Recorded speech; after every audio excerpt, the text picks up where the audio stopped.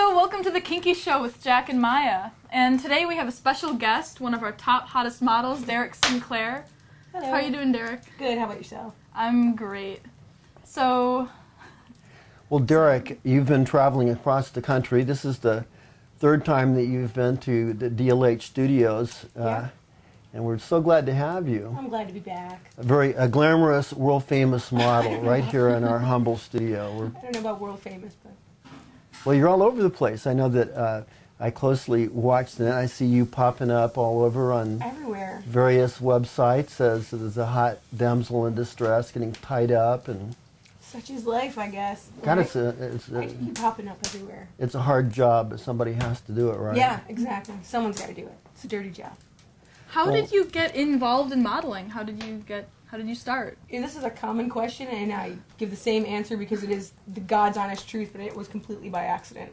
I started out 6 years ago. This month is my 6-year anniversary. So 6 years ago, I had a really crappy MySpace page and took a picture of myself in a really tight pair of jeans and a nice red bra with short hair, balanced the camera on a candle, angled it towards the mirror, and took a picture, and it started from there.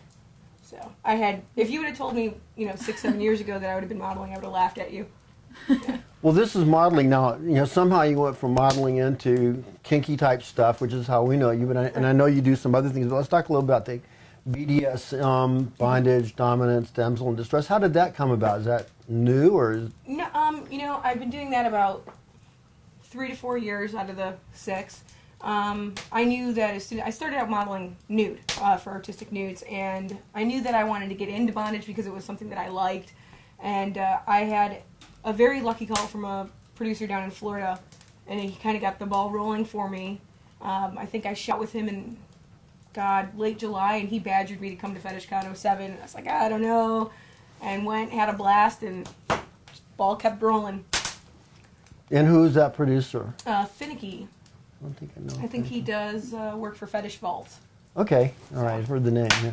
Great, and I've seen that you've worked with Dizdat, Anthony Peters, and yeah, he is probably one of my favorites. He is a rotten son of a bitch, and I love him. I love him. He'll admit that to you too. So you also did you ever model with Jerry for Badman? No, I've not worked for Jerry. I've met him.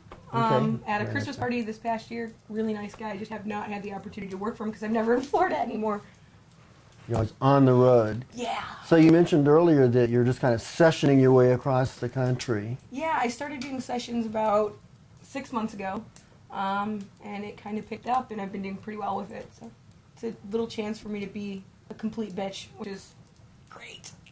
What do you do in your sessions?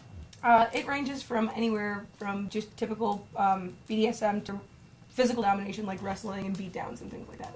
It's great. Well, do you go back and forth? No. I leave my submissive side on film and dominate in the sessions. Okay. Now, were you kinky before you started modeling? What was your personal experience with it, or where did it start? I was kinky before I started modeling, so that kind of did fuel the direction that I went into. I ended up watching something very late at night at a very young age that I shouldn't have been watching, and saw bondage on it. Was like, that is awesome, I must try. And when I was 18, I went to my first fetish party, and that's when it started to happen.